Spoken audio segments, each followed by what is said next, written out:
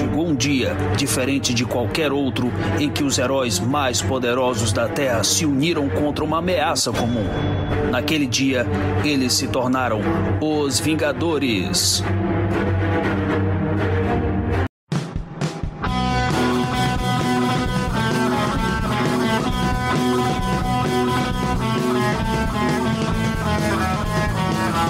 E aí, moçada, bem-vindos à ação do Avante Vingadores, no seu podcast mensal do site Arte Final. Acesse www.artefinalhq.com.br para todas as edições do Avante Vingadores, Pilha de Gibis, Sete Avulsos, Omniverso e da Pilha do Aranha. Nós estamos também em todas as redes sociais, é só procurar por @artefinalhq no Twitter, Instagram e YouTube.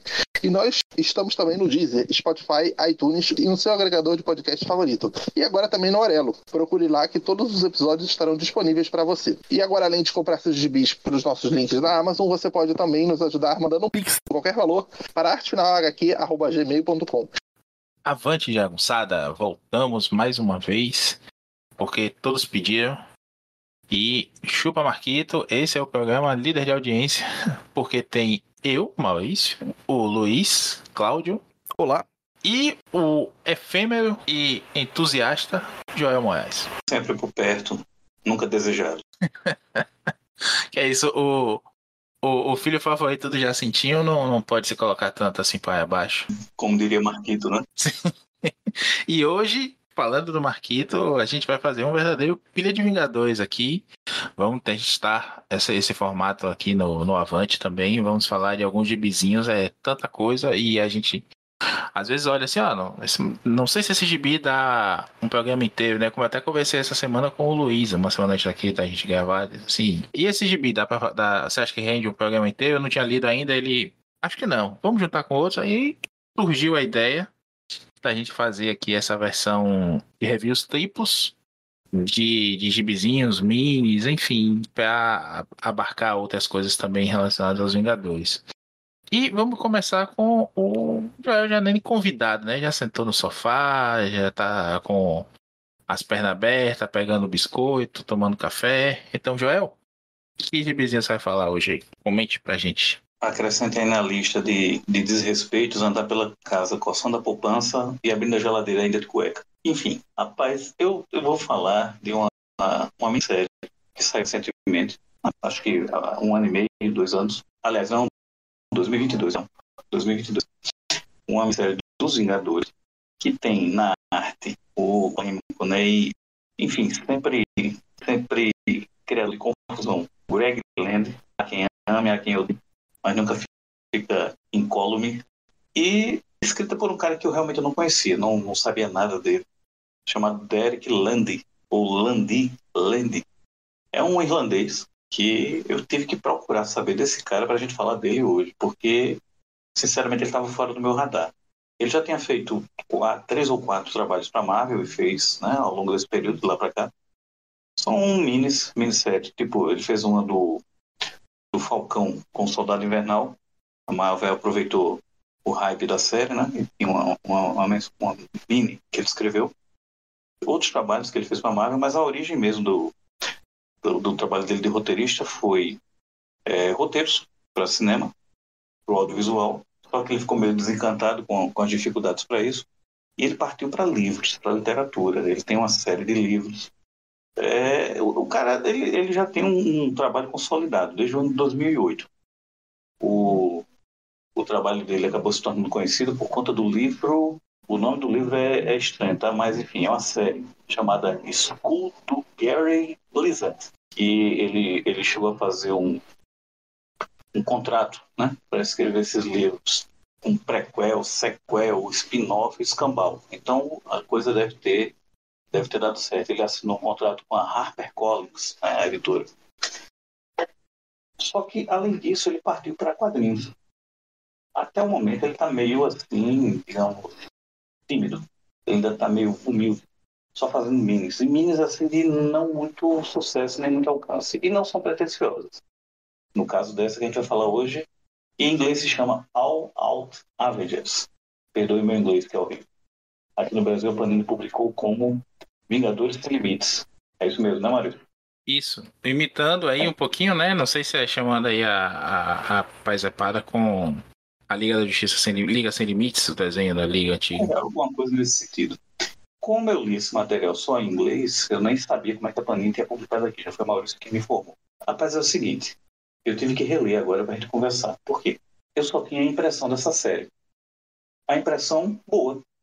Foi divertido, tem momentos de criatividade, tem os diálogos bem pensados, tem humor, tem ação, tem umas sacadas boas, mas é o suprassumo do gibi esquecível, mas no bom sentido. Você lê, você se diverte, quando termina você esquece. Se alguém lhe perguntar, o negócio é bom. Mas se alguém disser, tá, mas fala um pouquinho sobre isso, você trava, você não lembra. Porque tem muito clichê, tem algumas coisas que são criativas e que fazem você gostar da série ao longo do tempo, só que é assim, é um fiapo de roteiro. Essa mini, ela começa com situações já de ação, de ultraje, você vê personagens se enfrentando, você vê situações e não tem explicação não. É o bom esse início. Você já começa com a ação, começa com quebra-quebra, você tem os Vingadores em situações de vida ou morte contra personagens desconhecidos, vilões desconhecidos.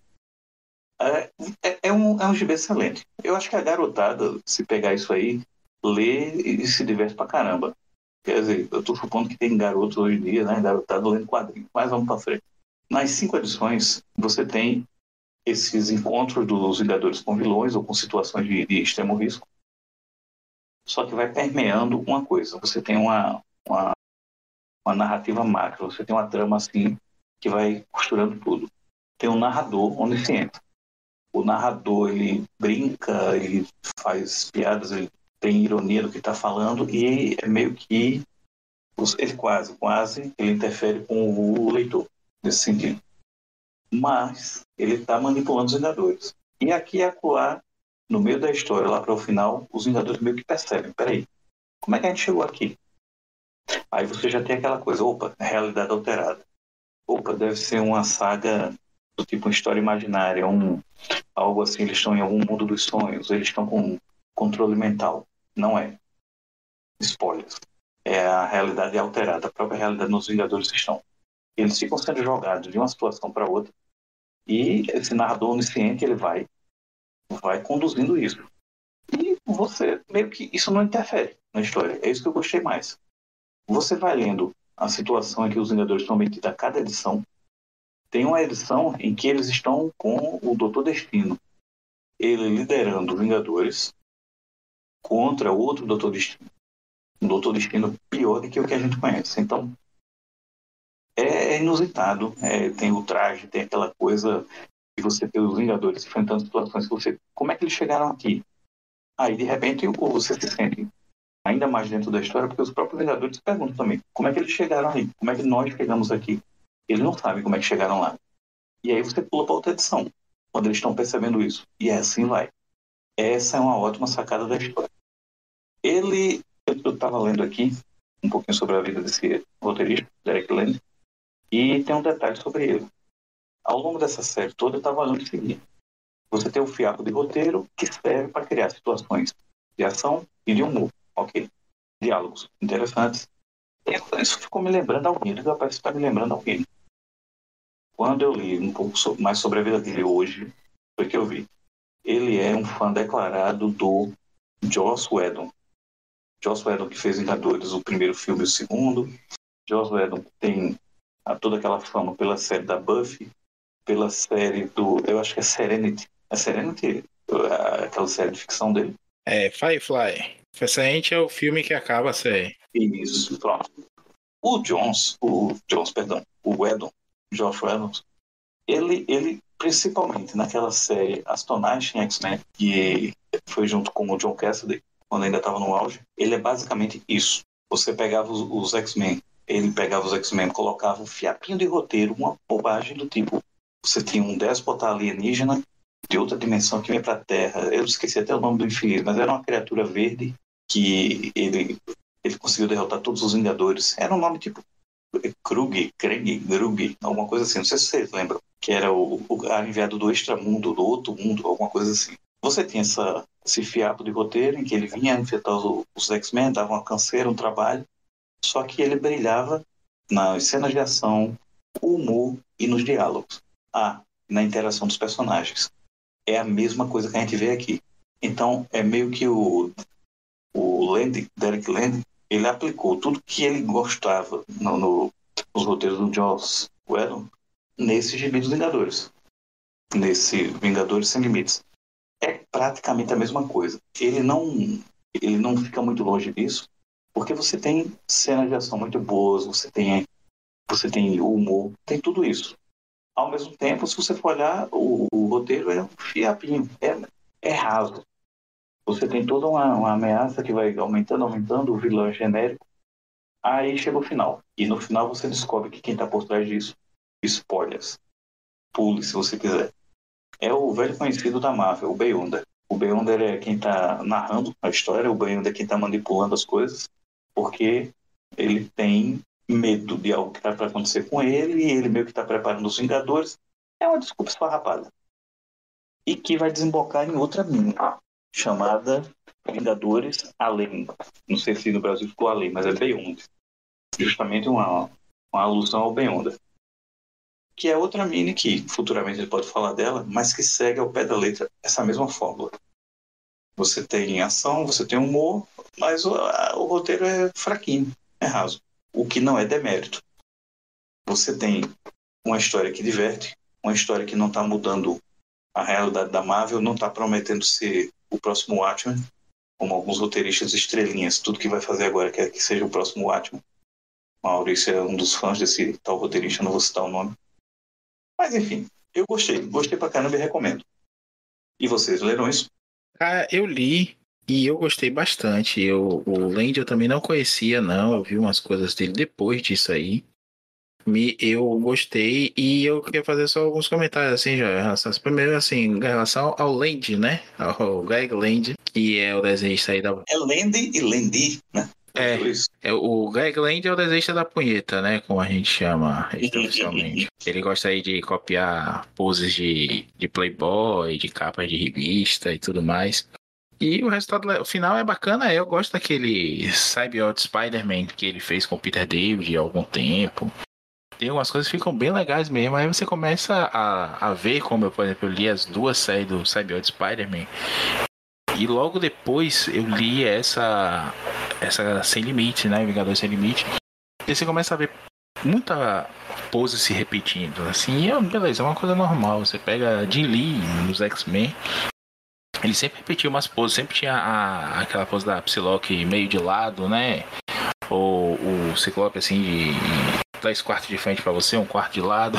E todo desenhista tem isso. Eu vou comentar agora aqui um gibi que é desenhado pelo Alan Davis e sempre tem aqueles quadros do herói falando assim com a mão, de como se estivesse pedindo calma, né? Tem uns cacoetes assim de traço mesmo. Mas o Land não, o Land repete, sabe? Quase como se ele jogasse ali no rascunho da pose do personagem, só mudasse o que precisa mesmo na versão digital lá dele. Deve desenhar com equipamento digital só mesmo, né? E aí, isso fica um pouco chato às vezes, mas ele sabe fazer, ele tem o senso, assim, de grandeza da coisa, né, de mostrar, assim, tipo, é o cara que sabe fazer o efeito especial. Eu falo sempre que Gibi é o filme que não tem limite de orçamento de efeito especial, né, o limite é a capacidade do desenhista, né? Você pega um desenhista bacana, o cara te bota dentro do gibi e você, tipo a Ike Larsen, que você tinha que se afastar às vezes da página assim, porque parecia que o tava pulando em cima de você. Quando o cara sabe fazer isso, fica bem. E o Land sabe fazer isso. E eu gostei muito desse gibi, da proposta. O que me chamou a atenção, apesar do Greg Land, foi isso, né? Que a proposta é quase como se você estivesse pegando a última edição de uma minissérie, né? Porque tá tudo encaminhado. Os Vingadores estão indo para o contra-ataque, tem que superar, ele já sabe quem é o vilão, qual é a gravidade do desafio ali que eles estão enfrentando. E agora a gente está indo para a reta final do combate, como se a gente estivesse pegando na banca só a última edição mesmo do arco, sabe? Não é nem da mini, mas do arco. E aí eu digo para você, é bacana o conceito da coisa, né? Eu já ia usar o termo aqui em inglês, o gimmick. Mas eu não sei se a galera mais nova curte não, porque hoje em dia, se o povo não começar a ler do 1 e souber tudo, a galera fica frustrada. Hoje mesmo, no dia que a gente tá gravando aqui, eu vi um cara falando da nova fase dos X-Men, dizendo assim, olha, vou indicar aqui outros gibis escritos por esses escritores X-Men para você entender o estilo de escrita dele. Pelo amor de Deus, você não precisa entender o estilo de escrita, você precisa ler. Se você for alfabetizado, você consegue ler um gibizinho. Não precisa entender estilo de escrita de ninguém pra isso, não. Não vai começar com um cara escroto, assim, uma narrativa mais complicada. Mas X-Men, gente, pelo amor de Deus. Dá pra qualquer um ler. Pode não entender, mas que dá pra ler, dá. E uma coisa que eu não gostei desse gibi é porque ele acaba... Ele é cheio de ganchos e ele acaba num gancho. Toda edição começa na pegada de um gancho que não existe, né? E a última edição deixa um gancho e a gente não sabia se ia ter uma nova edição. A princípio seria uma série, 2 volumes, só que a Marvel resolveu marketear melhor aí, né? E aí mudou o nome do volume 2 para esse Beyond. Já que já tinha revelado que o vilão é o Beyond e tudo mais. E o Beyond é bem clássico mesmo, que vai aparecer depois, né? Com aquela roupa toda prateada e aquelas ombreiras gigantescas e o cabelinho anos 80. Pigmalião. Pigmalião não é anos 80, é antes, mas vocês entenderam. Mas eu gostei desse gibizinho, eu achei bem divertido. E só um último comentário antes de passar aqui a bola pro Luiz. É que talvez, Joel, a gente não tenha tanta essa lembrança assim. Eu também tive que reler o meu gibizinho de hoje aqui. Que é o seguinte, antes a gente relia várias vezes. A gente tinha a sensação de que tinha gostado. Tava lá no colégio, na faculdade, enfim, aí dizia assim, pô, quero chegar em casa e reler aquele gibi. A gente não tinha tanto acesso a tanta coisa, a gente tinha mais tempo livre do que a gente tem hoje, trabalhando, família, enfim, trabalho e saúde, etc. E então a gente acabava repetindo muito. E aí marcava mais na memória. Hoje a gente tem a sensação, como você disse, porque tem tempo que a gente leu. E aí quando a gente volta pra ler, pode bater legal de novo, como aconteceu com você aí. Você diz, porra, eu lembrava que era tão bom, mas não lembrava nada do gibizinho. Pô, outro lado concordo, é um fiapo de história mesmo, não tem nada de tão marcante assim, tão revolucionário. E ainda bem que não tem, né? É o espírito da mensalzinha mesmo, de novo. É como se você tivesse chegado na banca, achado um gibizinho, só a edição 7 que termina um arco, assim, termina aqui, tudo ou nada, não sei o que, você, pô, capa massa, você lê ali, não entende nada, mas vai pegando aqui, ali, não sei o que. Eu, por exemplo, por muito tempo não li o final de Odisseia Cósmica, eu comprei os 2 primeiros volumes e o último eu nunca achei em lugar nenhum.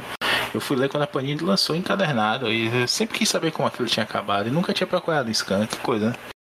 E aí é o contrário, a gente pegar o final e você saber o que está acontecendo no meio, mas a gente já compra a próxima edição e vai entendendo, aí vai ter um recap lá na frente e aí a gente vai pegando a coisa.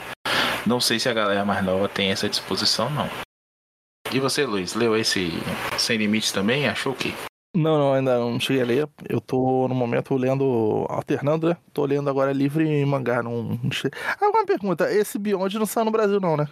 Esse eu acho que não saiu, não. Acabei de ver aqui no site da Panini.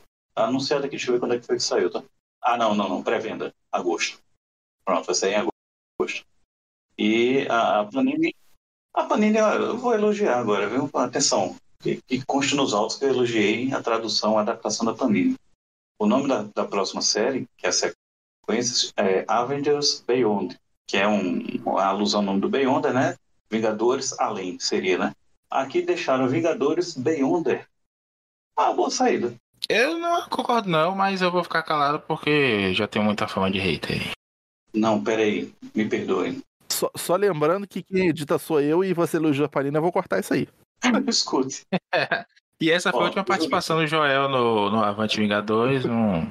A Panini deveria mudar o nome para Patetine. Porque é uma patetagem da Panini. Ele tem um elogio. Vejam só, eu coloquei Greg Land, né, na busca aqui do site da Panini. Então apareceu o Sem Limites e apareceu Vingadores, Beyonder, certo? Quando eu baixei aqui para ver a data e tudo mais, está aqui abaixo, coleção Vingadores, Além. Rapaz, é assim que a gente... Tá vendo? Mas além é melhor do que Beyonder mesmo.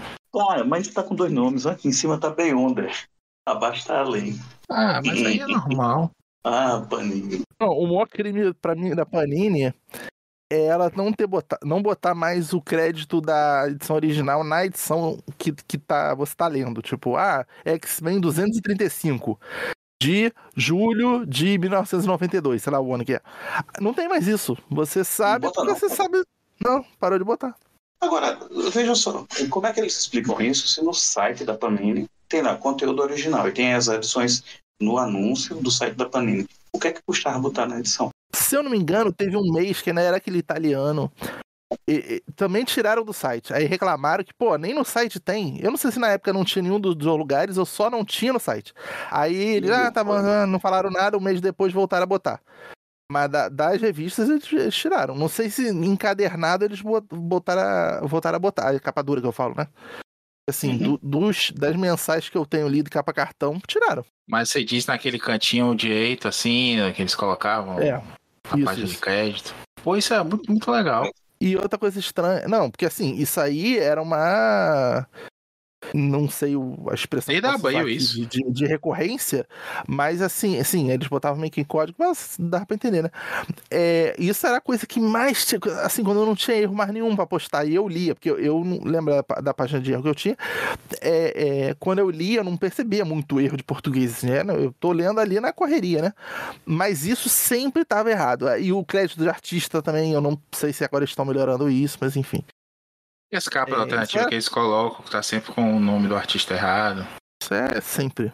Aquela X-Men Inferno, que inclusive foi indicada a HQ Mix com melhor edição, melhor não sei o que lá. Nossa. É uma das piores que tem, né? Mas enfim.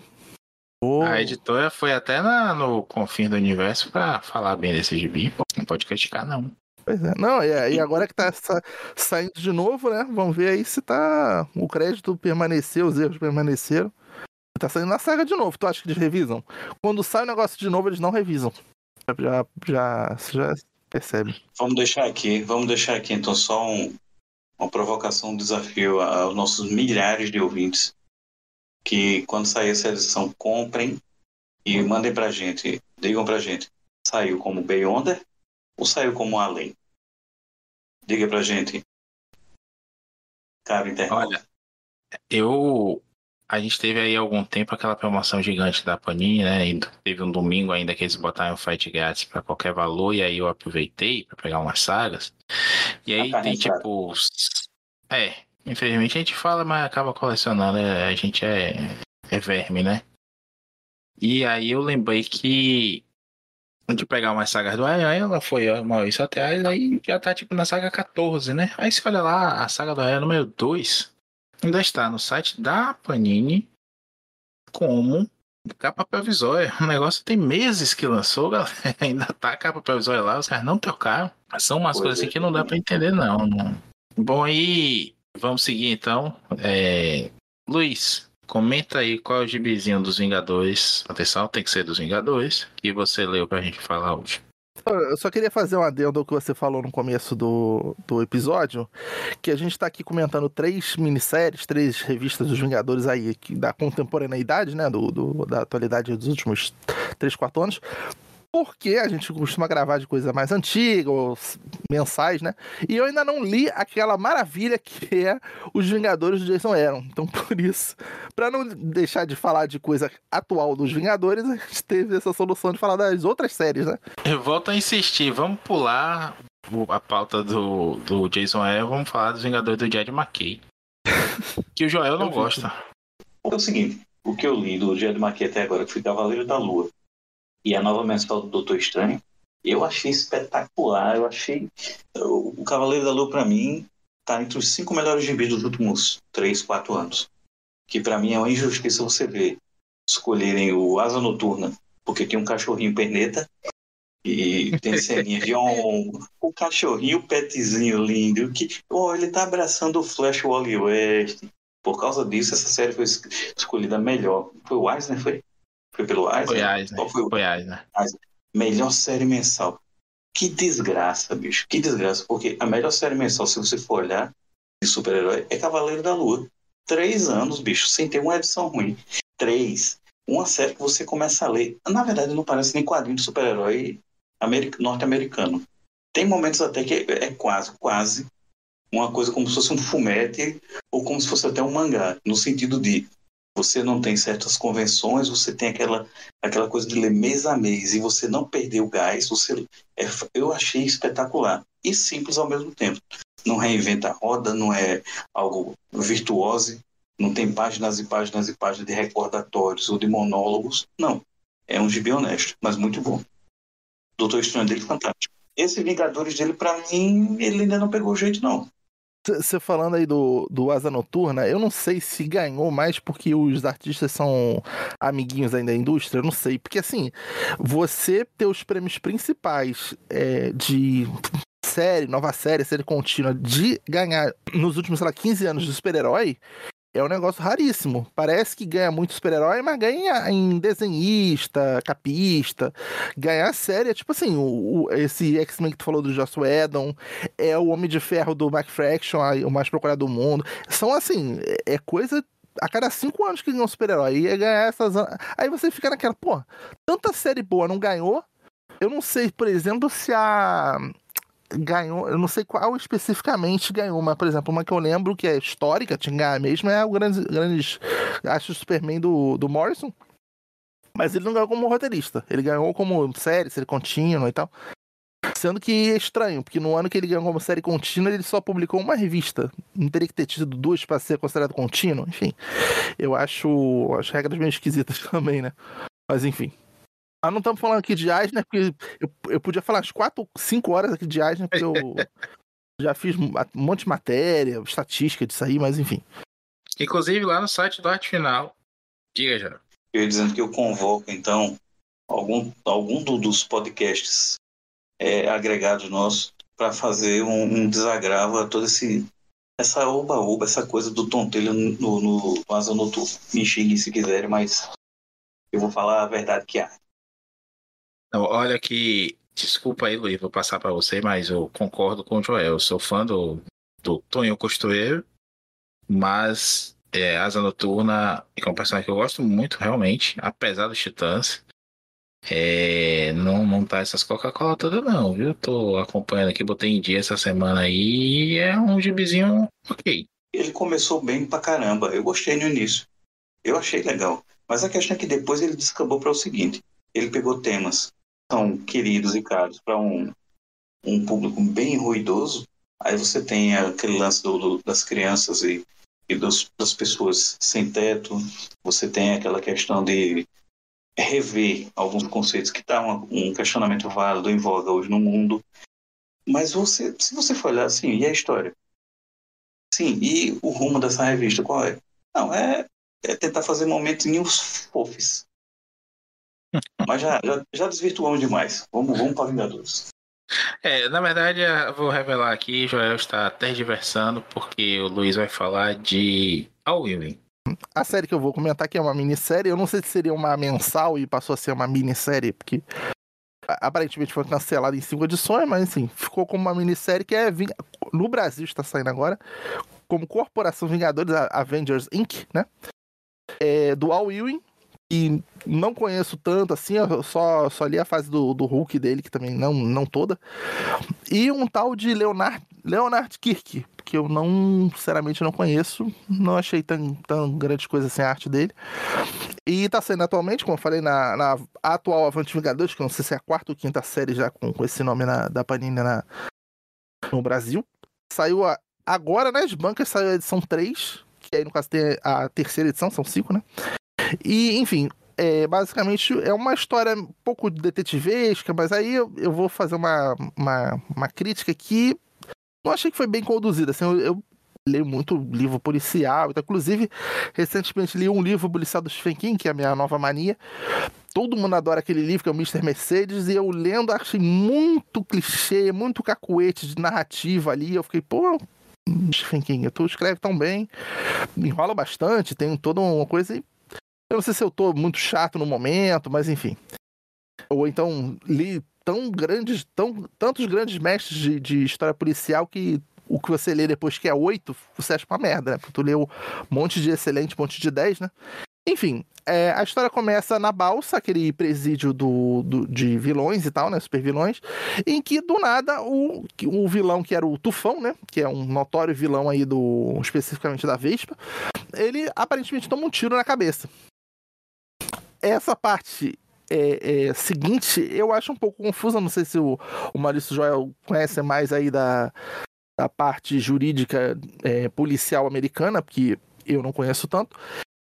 O prefeito Luke Cage, ele pede para Vespa, também para mim não, isso é conflito de interesse ético, porque ela é a heroína dele vilão, né? Mas enfim, investigar a morte dele. Quando ela chega lá, tem outros vilões que também aparentemente tomaram um tiro na testa, e eu vou contar basicamente toda a história do primeiro volume inteira, porque daí que gera os plots. Porque basicamente as outras edições são casos, né? Vai morrendo outra pessoa na edição 2, outra na edição 3, outra na edição 4. E no final da 4 e a 5 é a resolução ali, a costura da história toda, né? Enfim, só que assim, ela se miniaturizou, foi lá o buraco, achou estranho, tá aquela coisa meio CSI, né? Eu não entendi essa parte do Luke Cage, porque assim, ele prefeito é coisa de bairro, é bueiro, é rua. Eu não sei se em Nova York ele comanda a polícia na Nova York, vocês têm conhecimento disso? O prefeito de Nova York... É por conta dessa uma saga que teve, a saga, eu acho que foi Devil's Reign, é isso, Maurício? Aquela saga do Demolidor, Devil's Reign. Teve uma lei que quem era o prefeito era o Wilson Fisk, ele conseguiu passar uma lei proibindo todos os super-heróis em Nova York. O Luke Cage depois se candidata a eleito o prefeito, ganha para prefeito, mas a lei permanece. Então está proibido super-heróis lá. Ele está tentando, de alguma forma, burlar isso. Ele tenta burlar isso e ele fica mantendo contato com a comunidade super-heróica. E ele criou os Thunderbolts, né? Isso, uma maneira essa. Ele chega até a sugerir os Thunderbolts na resolução isso. E tal, né? Ele tem uma equipe de Thunderbolts, foi uma sériezinha fraca, com o Clint Barton descaracterizado, mas assim, a desculpa do Al Ewing, ele força, e eu concordo com você, independente no mundo real, da maneira como funciona a lei lá, ou a maneira como foi adaptada, né, para os quadrinhos, é uma coisa forçada. Por que ele não manda outros especialistas civis, ainda que sejam, vamos lá, a Mystic Knight. A Mystic Knight não é super-humana, ela é uma humana com a prótese. E ela é policial, ex-policial, ela é investigadora. Faria mais sentido a Mystic Knight ir investigada, que é a Vespa. Mas é aquela dobradazinha que o cara dá no roteiro, é o chamado roteirismo, né? Essa palavra também faz muito sentido para isso. E inclusive sendo detetivesco, assim, você até mencionou o Cavaleiro da Lua. O Cavaleiro da Lua também investiga, podia aparecer. Ele aparece, se não me engano, na 4ª edição. Também investigando, até porque o cara que ele tava perseguindo é um dos mortos, eu acho que... Não sei se na 4ª ou na 5ª edição, agora já não... Na 3ª ou na 4ª, acho que é na 4ª edição. É na 4ª. Na 4ª edição. Enfim, e são todos vilões buchas aqui, eu vou ler até o nome. Anaconda, Batistaca, Duna, Grifo, Mestre do Gelo, e os outros que vão aparecendo ao longo das outras edições, né? Aí eu já me empolgo, né? Opa, vai ser uma parada detetivesca aqui. Vamos ver, que eu tô vendo agora, tô maratonando os 16 anos de CSI no Paramount Plus. Vamos ver como é que vai ser isso aqui. Aí o tal Tufão, ele acorda como uma outra pessoa com um nome que já foi usado pelo Visão, né? O Victor Shade. E aí você fica assim... Isso aí, assim, quem já malda, porque tem gente que já lê maldando a história de... É o Ultron, porra. É o Ultron. Na hora eu pensei assim, não é o Ultron, porque o Ultron não ia se fazer de bom. Não, isso aqui deve ser... Aí eu fui pesquisar no Marvel Wiki, que personagem que era. É uma versão do Ultron, que é meio, vamos dizer assim, boa, que ela virou pro bem, que é a Ultron 12, que aparece no começo da 2ª série dos Vingadores da Costa Oeste, que é inédita no Brasil. Eu até olhei achando que era a que eu tinha na Salvate Vermelha, não é. E aí eu fiquei, tá... eu acho que esse começo ali, até a parte que os Vingadores da Costa Oeste são espalhados pelo tempo, ali no 2º arco, tão desimportante, tão qualquer coisa, que nem no final, que conta a história toda da equipe, né? Salvate Vermelha conta a história do personagem da equipe no final, né? Toda a história da equipe. Não tem isso, simplesmente... foi criada aí, porque os Vingadores estavam na Guerra Secreta, tananã, e aí já pula pra esse segundo arco. Então nem conta quem era, quem não era, enfim. E aí fica aquela situação. Agora, como a Vespa tá em dúvida se ele vai ser o Ultron, se ele não vai ser o Ultron, o que ele é, que não sei o quê. Então, fica perto de mim, eu fico responsável, e agora nós vamos investigar esses crimes aí que estão acontecendo, já meio que prevendo que vão morrer outras pessoas ao longo das outras edições, né? E é o caso que acontece. E essa parte que eu achei que... É mais incoerente ainda. Ela ter ficado com ele ajudando a fazer investigações. O corpo do inimigo dela é muito forçado. Na segunda edição, quando morre um espião ali, um agente no elevador do que era o prédio da Mansão dos Vingadores, ali que fica mais bizarro, porque aparece o Visão, a Visão fica discutindo, não, meu nome é eu que sou não sei quem, não, eu também tenho, fico intangível, e fica aquela discussão assim meio... Sabe assim, eu gosto muito, eu tenho um andar inteiro só de miniatura do Visão, da Vespa, do Ultron, do Homem-Formiga, todas as versões que tem, e eu não sei, não me empolgou tanto assim, e assim, dando um pequeno plot twist aí que acontece no final da edição, já revela que o Dr. Pym, ele tá vivo, o que já não era uma surpresa grande, que eu acho que ele volta no Uncanny Avengers, né? Lá, depois daquela graphic novel que a gente comentou no Avante anterior, que era a Ira de Ultron. Ele se fundiu com o Ultron, mas depois ele se separou, né, numa série depois do Avengers, Uncanny Avengers. Não, desculpa te interromper, ele se separa do Ultron numa minissérie do Homem-Formiga, que é feita pelo próprio Ewing, ou seja, ele tá dando aí uma continuidade a um plot dele, e desenhada pelo Tom Riley, que é o cara que fez agora a minissérie do Duke, da Skybound, né, do G.I. Joe ali, do Kirkman. E é uma bela minizinha, assim, eu não sei se saiu aqui. Não, sim, eu confundi. Eu quis dizer que o personagem volta, não que ele se separa. Sim, ele volta em Uncanny Avengers. E é outro problema também, que assim, a editora, ela preferiu fazer aquele que realmente dá um panorama do que acontece. Porque assim, há referências à série da Vespa, que é inédita. Há referências a essa saga essa minissérie do Homem-Formiga, que é inédita também. Não se dá contexto nenhum aqui. E nesse momento aqui da introdução dela, que ela podia ter dado, né? Explicativo das partes que estão cortadas, né? Ou então nem publicava isso, né? Não sei. Eu não sei, por exemplo, se isso aqui também, na original americana, se isso foi uma posição editorial que, tipo assim, não, agora vamos voltar com o Hank Pym, vai ter uma equipe de Homens-Formigas aí que aparece no final também, na luta final aí que vai ter. Aparece a estatura com o nome novo que agora eu me esqueci. Aparece a Maria, a Maria. É Maria o nome? Maria Hope, né? Que é a filha do Pym com uma... Nádia. Maria é a mãe dela, que é a espiã. Eu sou péssimo em guardar nome, então eu adoro essa mulher. Ela é o que? A Vespa 3, né? Vespa 2, não sei o nome. Eu vou dizer um negócio, essa personagem é um negócio estranho pelo seguinte. Ela foi motivada pelo filme, né? Por conta da Hope, né? Hope Van Dyne.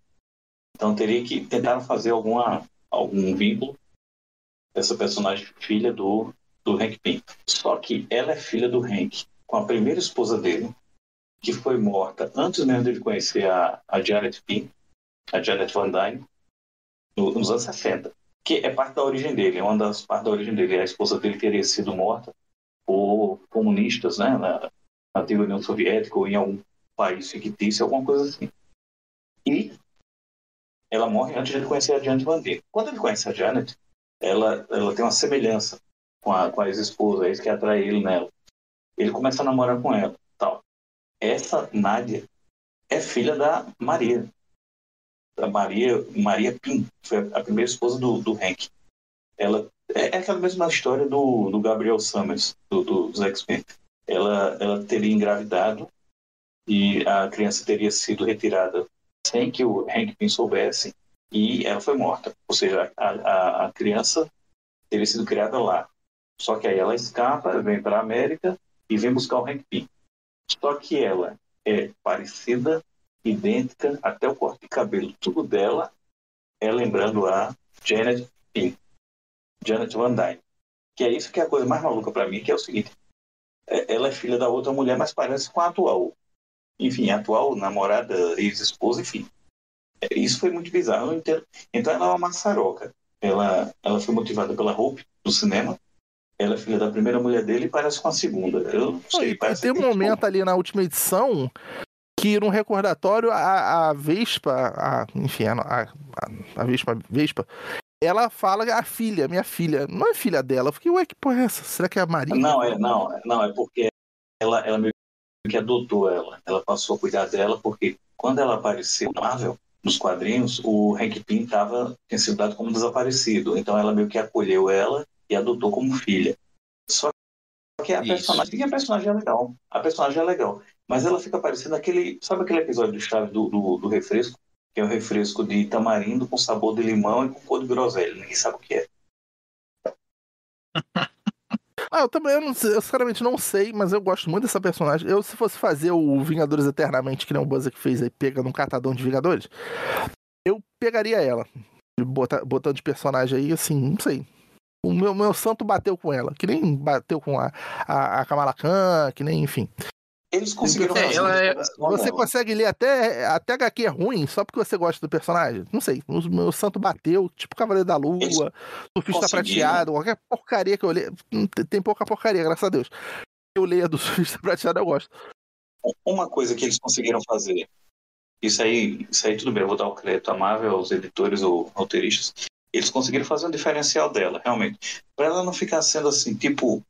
A gente teve nos últimos anos um festival de legados de personagens que viraram o 2 ou o 3, mas que no final das contas qual era a diferença? Você não tinha diferencial, era simplesmente, vamos lá, você tinha 2 personagens com o mesmo título, ao mesmo tempo coexistindo.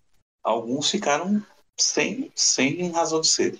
No caso dela tem um diferencial, ela é gênio, ela é uma cientista, ela é uma garota prodígio, ela herdou do pai, né? Assim, a inteligência e a criatividade. Então, é a diferença dela para a Janet. A Janet não tem nada de cientista. Ela é responsável, ela é aventureira e tal.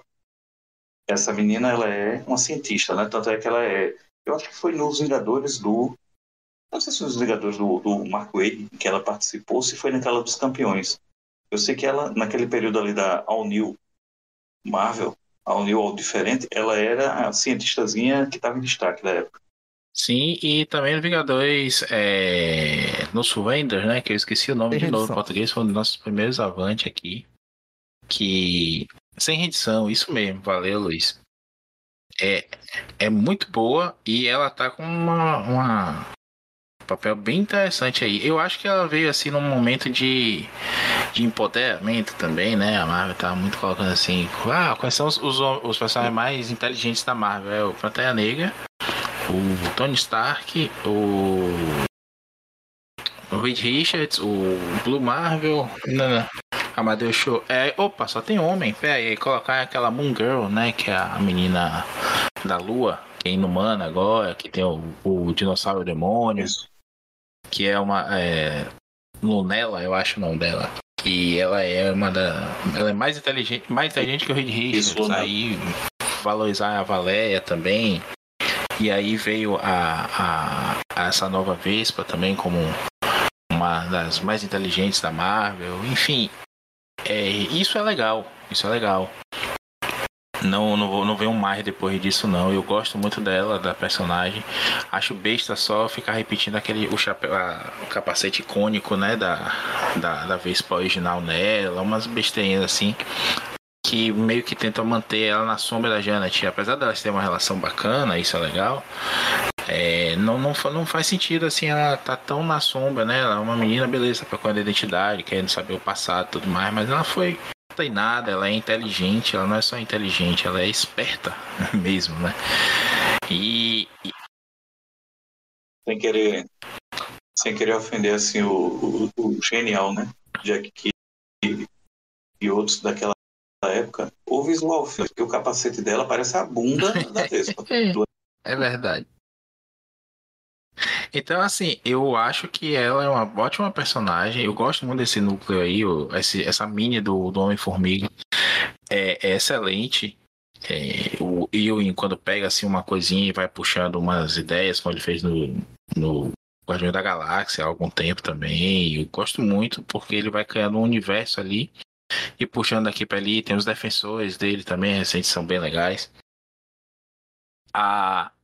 O que eu queria fazer um comentário aqui é uma coisa que me chamou a atenção aí. Muita coisa que não foi publicada é referenciada nesse gibizinho. A gente não sabe se vai ser publicado, provavelmente não vai ser. E porque esse gibizinho foi lançado e é elogiado, primeiro porque é Vingadores, e a gente já ouviu a editora da Marvel, da Panini dizer que Vingadores vende. Quem diria, né? E segundo, é a Ewing que tá bem hypada aí, principalmente por causa dos Krakoers, né? Os fãs da fase Krakoa de X-Men, que acabou neste dia que a gente tá gravando aqui. Tem 24 horas que acabou a fase Krakoa. E aí, por conta disso, bota material do Ewing. Mas outros materiais dele muito bons também, como esse gibi do Homem-Formiga, que é lindo, lindo. Cada capa é um Homem-Formiga diferente. Tem toda uma história ali temporal também que ele amarra ao longo da minissérie. Para quem gosta de viagem no tempo, essas coisas como uma amarra, né? O efeito bootstrap. É bem amarradinha também. Acho que bem mais amarrada do que esse gibizinho agora. Eu concordo com esses comentários do Luiz. Esse Vingadores aqui. Eu gostei, eu acho que tinha potencial, devia ser uma mensalzinha mesmo, até engolia a Janet investigadora inteligentona, porque você pegar aí, recentemente a gente teve a gente comentou aqui o Saga dos Vingadores, que é ela que saca quando o King prende aqui parte da equipe no limbo, né? Ela que saca que eles estão no limbo, né? Diz, o próximo que vai aparecer é fulano, porque isso é da missão da gente dos Vingadores lá de trás, do começo da mensal, a primeira vez que encontraram o Kang, e aí o Fantasma do Espaço, e primeiro ele emula um, depois ele emula outro. Então assim, a Vespa tem essa não é uma descaracterização, não é dobrar a personagem para servir ao que o Ewing queria, não. Isso é bacana mesmo. Agora, concordo, o Vic Shade que aparece aí é um personagem interessante, né? Tem um detalhe legal do que o Ewing coloca aqui. O Tufão é um tipo de velocista, né? E ele usa velocidade para correr, ele gira e move o corpo muito rápido para provocar os tufões dele. E ele usa isso para fingir que está aumentando a densidade, como o Visão faz, né? Da mesma forma, ele usa isso para fingir que está diminuindo a densidade do corpo, vibrando rápido demais. E isso é legal, a coisa da... A joia? A joia solar? Isso. Aquele formato da joia solar na testa lá dele, lembrando o Visão também, né? Lembrou Seu Sinistro também, ao Ewing, Mutante, Seu Sinistro, aí dá aquele medo assim de cagar e tudo, mas não. Foi para um caminho muito legal. E a história é boa, mas força demais a amizade, muita coisa aí. Luiz, por favor, assuma aqui o comentário. Mas eu acho que acaba deixando a desejar nesse ponto. Porque podia ser uma coisa mais investigativa mesmo, assim, podia render mais. Até o final da história é legal, a forma como amarra, mas dá um tropeço aqui e ali, entrega, né? A gente tem acho que é na edição 2 ou 3.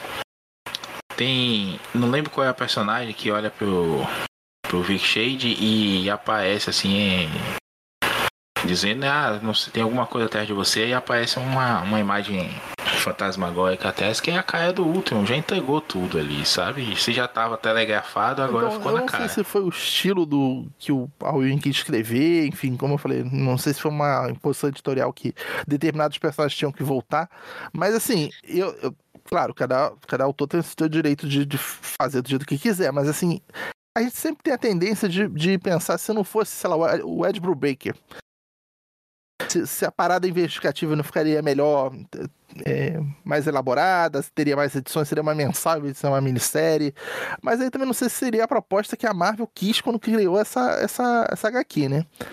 Então, e meio que aí, quando, enfim, vão morrendo personagens durante as edições, tem até o Scourge morre de novo já lá no Valhalla, lá na edição 2. E aí eu descobri onde estão já tem alguns anos aí que eu não leio o Thor, né? Onde estão os personagens, em que status que estão, que a Jane Foster virou Valkyria, enfim. Já é estranho também no momento que a Vespa descobre, enfim, ela suspeita que quem fez a coisa toda foi o Odin, e vai lá peitar o Odin e foda-se. E eu falei, será que ela teria feito isso mesmo? E ele teria engolido isso? Sabe assim, tem determinadas coisas, diálogos, assim, soluções que ele bota que são muito forçadas, assim. Eu sei que a revista tem 20 páginas, mas assim, põe um problema, acontece um tiroteio, uma porradaria, alguma confusão, aparece um personagem novo antes disso, aliás, e aí, não, já é isso aqui, pronto, e acabou. Tipo, não dá tempo de você pensar. Podia ter um gancho pra próxima, na próxima resolver a problemática da anterior e sucessivamente. Já resolve a questão na própria edição e já põe um problema pra próxima. Sabe, parece que tá muito apressada essa revista. Então, aí, dando uma solução, não sei se... No final das contas, o que acontecia é o seguinte, o Hank Pym, ele achava que o Ultron existia, segundo ele, na cabeça dele, né? Enfim, de alguma forma voltaria a atormentar todo mundo. Com o Ultron sempre volta, né? O Ultron é aquele vilão que talvez aí, sei lá, o segundo, terceiro maior vilão dos Vingadores, sempre volta, sempre derrotado com facilidade, mas aí um monte de personagens enfrentando um monte de robô, enfim, eu não gosto. É um tipo de vilão em confronto que eu não gosto muito de os Vingadores façam, mas enfim. E ele pega esses vilões aí, que não estão mortos, estão numa ligação cibernética. Eles estão criando, se não me engano, a Legião Letal, não é isso? Legião Letal. Legião Letal, que é pra enfrentar o Ultron. Só que aí o Ultron, nossa, que plot twist, ele se revela como o próprio Victor Shade, que era o tufão possuído ali. Nossa, eu fiquei assim, nossa, que surpresa. Fiquei com aquele meme do gato com boca aberta. Nossa, não esperava isso. E eu fiquei assim, pô, podia ter, assim, o pessoal achando que era aquilo, eu não gosto, inclusive, eu acho bem babaca essas pessoas que, eu li um livro policial, já sabia que era o mordomo. Eu desde o começo eu sabia. Primeiro que eu não leio livro nessa intenção de descobrir quem é. Eu vou lá acompanhando, chuto até alguém quem é, mas não vou nessa... Mas assim, ele podia, sei lá, dar um plot twist, ser outra solução, outra resolução que não é essa, enfim, no caso, era só a versão boa. No final era a versão boa mesmo do Victor Shade ali no... Ele chama, acho que é Mark 12, né? Mark 12. Mark 12 e tal. Some a Legião Letal, que eles vão finalmente no microverso lá, como é que chama? Subatomicamente, ficar continuando procurando o Ultron. E aí fica naquele gancho, não sei se igual iam esperando que fosse renovar, fosse ter uma outra série, não sei. Essa grande equipe aí que apareceu no final para enfrentar esse monte de Ultron, porque o Ultron no momento ali se revelou como possuir essa Legião Letal, né? Mas depois foi extirpado. Esse grupo de Vingadores, ou personagens que já foram Vingadores, no caso, né? Porque ele não é um... eles não chamam... A HQ tem esse nome, mas eles não chamam um grupo que tá ali como Corporação Vingadores, mas no fim dá a entender isso. Luke Cage, os 300 parentes aí que são Homem-Formiga, o Vespa, todos juntos com a Vespa... estamos aí, vamos ver o que a gente faz. E eu fico assim... Era isso? Quer dizer, a HQ não é ruim, é boa, é tipo um 7. Mas, pela falta de potencial do que poderia ser a condição apressada que foi cada edição, eu não teria usado a forma como foi o gancho de uma edição para outra, reduzindo uma nota para um 6 aí. Eu acho que vale a pena ler, mas assim, a pessoa que vai na banca, ela não vai comprar Avante Vingadores por causa disso, não. Com certeza, eu acho que quem comprar é colecionador verme, que nem eu, que compra tudo de Vingadores, ou no caso vai comprar pelo Capitão América do Straczynski. Não vai ou Pantera Negra, que eu não sei o nome do autor. Eu não gostei não, mas pode ser que tem gente que goste dessa fase aqui do Pantera Negra. Mas assim, com certeza não vai ser o caso do Corporação Vingadores. Tô gostando, cara. Pra caramba. Tô gostando pra caramba. Agora eu admito, às vezes até que eu conversei com vocês no Pilha, tenho conversado no grupo, eu gosto, mas eu tenho certeza que não está fazendo sucesso e que, principalmente a galera que reclama assim de muito texto, muito diálogo, enfim. Eu vi o cara essa semana reclamando, acho que foi no Twitter.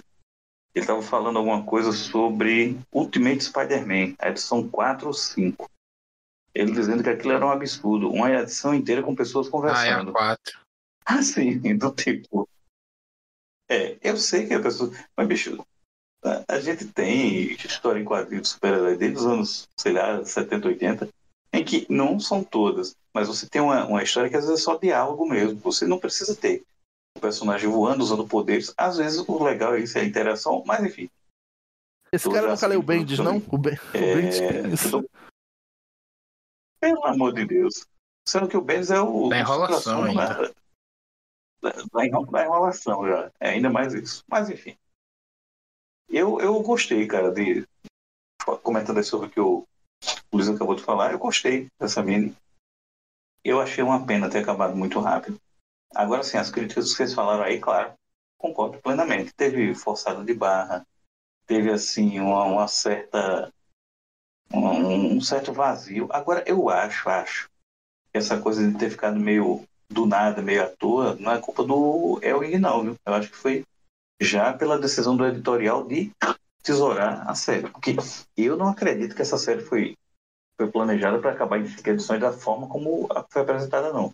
Pode ver que da edição 3 para 5, eles dão um disparo, dão um jato, começam a correr, resolve tudo muito rápido, pô.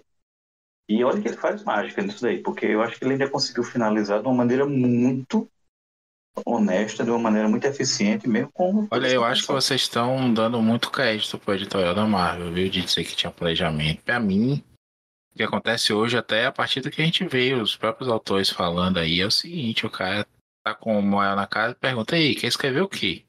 Ou o cara mesmo chega e diz, pô, quem escreveu um livro dos Vingadores assim, assim, assim, que você acha, massa, eu ia, bota um desenho que tá bacana aí, um cara mais estilizado, enfim. O que desenha essa, Luiz, é um cara competente, assim, não é nada demais. E podia ter mais gente. Mas ele é das antigas. Lembra aqui que ele desenhou a última fase do quarteto antes de ser enviado para o ostracismo, aquela fase que o quarteto usava roupa vermelha e preta, lembra? Vermelho e preto é Vitória, né? Usou a cor do Vitória, foi rebaixado e ficou sumido por muito tempo. E voltou de azul e branco, né? Azul, vermelho e branco. Não tem vermelho não na história. Também não posso dar essa moral pro Bahia. Agora, o que ele fez numa série do... Ou foi do Esquadrão Supremo, ou foi do Império mesmo. Acho que é na fase do Império Caminhoneiro, ele que desenha até. Ali pela... Ele desenhou algumas coisas naquela época do Triângulo, não foi? E aí não lembro. Desenhava o Stuart Immonen, desenhava, porque ele, enfim, ele hoje está um pouco diferente, mas ele é um clone do Stuart Immonen, né? Ele era um devoto do Stuart Immonen. No começo ele desenhava quase igual ao Stuart Immonen. Eu acho que ele desenhou alguma coisa nos anos 90, na era do Triângulo. Enfim, eu acho que a série se colou, sabe? Com muita coisa hoje na Marvel, nos quadrinhos de uma maneira geral, porque não tem, repito, editor. E é uma coisa que a gente vê muito assim, vai tentando. Se fizer sucesso, a gente tenta. Se não fizer sucesso, a gente cancela aqui mesmo e tchau e benção. Pra mim, o que aconteceu foi isso. O gibi foi crítica de... sucesso de crítica, mas as vendas não seguiram, né? Foi muito elogiado aí e tudo mais, essa coisa detetivesca é bacana mesmo, concordo. Isso me atraiu, a história eu não sabia que era isso, eu pensava que era uma história mais alternativa no mundo em que os Vingadores são tipo os Vingadores daquela série antiga, sabe? Que tem até o filme com o Sean Connery, Os Vingadores, que o Claremont adora, né? E usou muito do visual ali no Clube do Inferno, enfim. Eu não esperava isso, gostei do gibi, mas ele tem esses cacoetes mesmo, concordo com o Luiz, assim, tá telegrafado de longe, não é porque a gente leu muito, que a gente sabe mais do que ninguém não. Agora, pra mim minha principal crítica aí é essa cagada editorial da Panini, quer lançar isso, lance, beleza, mas lance pelo menos a mini do Homem-Formiga, que é além de muito boa, muito bem desenhada pelo Tom Riley, né, Tom Bailey, sei lá. Que é um cara muito bom, tem um projeto gráfico, valia a pena até ser lançado em 5 edições, porque cada capa, como eu falei, é um Homem-Formiga na mesma posição, com um capacete na altura da cintura, assim. E no final aparece um Homem-Formiga do futuro, com um personagem novo, que já ganhou até bonequinho aí, de tanto sucesso que o gibi fez lá fora. Eu acho que não lançar isso aí, até porque É nesse gibi que aparece, tem um flashback, beleza, mas não é a mesma coisa, não tem história, você não entende, você não pega o contexto como um todo, né? De dizer que assim, é porque esse Pym com o poder lá do Ultron consegue um poder maior ainda, e aí o Scott Lang fala, né, mas o Pym tá morto mesmo, porque eu tenho certeza, o Hank Pym que eu conheço, se ele tivesse esse poder agora na mão, ele ia usar para se livrar do Ultron finalmente voltar pra Terra. E é o que acontece, né? Ele, é mesmo, por que eu não tô fazendo isso? Aí vai e se afasta. Aí ele aparece mais velho na realidade Marvel agora e tudo mais. Agora vocês não acharam esse Vic Shade aí muito parecido com o outro personagem que é oriundo do Ultron, que também se chama Victor, que apareceu lá na mini do Tom King pro Visão, que depois foi ser dos fugitivos e tudo mais, tá por aí, ele aparecendo nos Vingadores da Costa Oeste recentes da Kelly Thompson. Não é o Acho que é isso, Victor Mancha mesmo. E na verdade ele foi criado na série dos Fugitivos. É isso mesmo, Ele aparece no gibi do King, do Visão, mas ele foi criado na série dos Fugitivos mesmo, sem saber que ele é um robô, né? Eu não sei se vocês concordam, é um dos personagens mais incompreensíveis que eu já vi até hoje, porque é o seguinte, eu não sei o que é que o Brian Vaughan, que é tão idolatrado, né, as pessoas, e com razão, ele tem materiais excelentes, eu não sei o que é que ele queria com o personagem, que é o seguinte, o personagem ele é filho do Ultron com a humana. Primeiro que já fica aí do tipo, é o que? Ele inseminou ela com nanobots? Eu não entendi. Aí ela gera. O garoto é o que? Ele é um ciborgue? Ele é um androide? Eu até hoje eu não consigo entender. Igual o Bastion do X-Men 97 agora, você já viu? Ou spoiler? Não, mas aí é... Só um outro adendo aí que eu acabei esquecendo. Outro, no meu entender, erro é o seguinte. Aparece o tal legista do super-herói, que nunca foi citado pra nada. Um velhinho lá. E ela, a Vespa, como investigadora, ela não tinha encontrado aí. Porque na edição 5 ali, ela vai na casa desse cara e ela, é o Hank Pym. Caralho, ela já não falava com ele? Que senso é esse que o detetive não fala com o legista? E ela diz, né? Eu tinha certeza que era ele. Você nunca ter visto. Eu não sei. Tá estranho um autor conceitual. Não sei se ele escreveu correndo, se ele, enfim. Não sei. Com raiva. Eu lamento não... legalzinha, mas eu lamento por não ter ficado uma coisa mais legal, entendeu? Mais, assim, elaborada.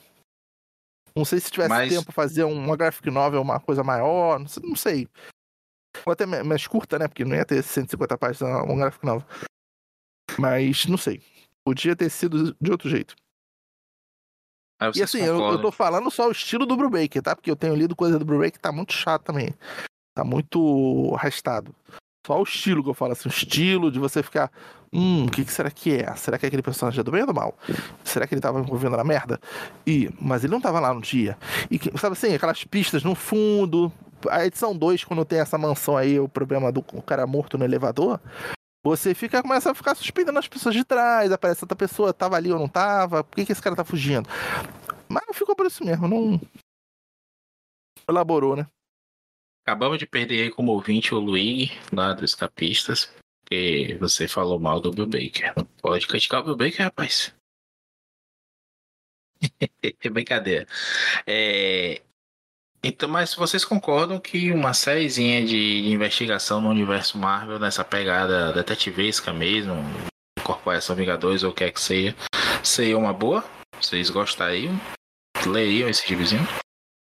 Sim, claro. Claro. Escrito por sempre quem? Sem ser o Bill Baker, Luiz. Putz, não sei quem tá. Lembra que a gente já tá vindo aí um desastre em cima disso, né? Steve Orlando. Bicho. Vamos contextualizar aqui. Até porque a gente não vai falar desse gibi, né, Luiz? Que é o... Quem escreveu aquela série do Doutor Destino? Foi o McKay? O Chris Cantwell. Ah, poderia ser ele. Eu acho interessante essa. Mas aí é mais espionagem do que detetive, né? Eu daí é pro Jed McKay, que o McKay é um cara que tem um conhecimento legal, assim, pra puxar essas coisas do universo Marvel. O Ewing tem também, ele gosta dessas coisas antigas e sempre amarra com gibizinho antigo, com a essência da origem do personagem, mas sem parecer pretencioso demais, eu gosto.